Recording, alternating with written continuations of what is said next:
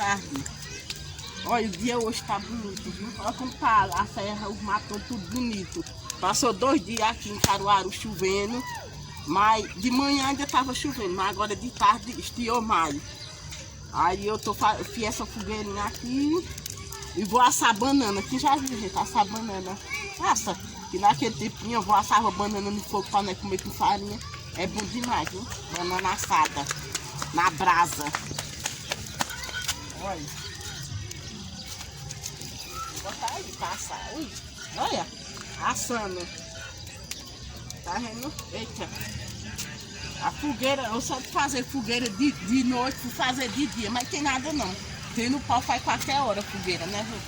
Deixa eu ver se a banana assou. Eita, assou desse lado. Eita, tá bem assadinha. Eita, ó fogueira, ó fogueirinha. É de canto, é de cravo, é de rosa, é de liricão. Ai, engoli fumaça. Ai, vai dar fumaça. Deixa eu pegar minha banana. Ai, Vixe Maria. Olha, assou mesmo, ó. Vixe Maria, banana assada na fogueira. Tá, eu vou experimentar pra ver. Banana assada. Tá bem quentinha. Ó, agora pegou mesmo, ó. É o fogo. Pegou pegando.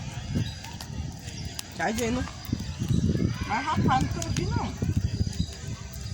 Fazer fogueira, gente, de dia. Já vi fazer de noite, mas tem nada não. Qualquer hora. Oxe, eita banana boa, né, dona? Banana assada.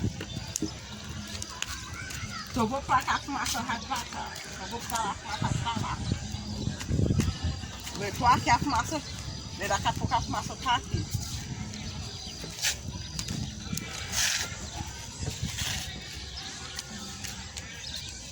Jogar pra luz. Eu boto esse pau aqui. Não, esse pau não vou botar. Agora pegou fogo, ali.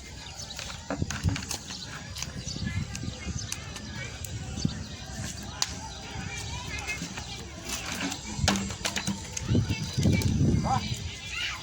Eu vou pra ali, a fumaça vem. Se eu vou pra cá, a fumaça vem. Vou chegar tá aqui pegando fogo, ó.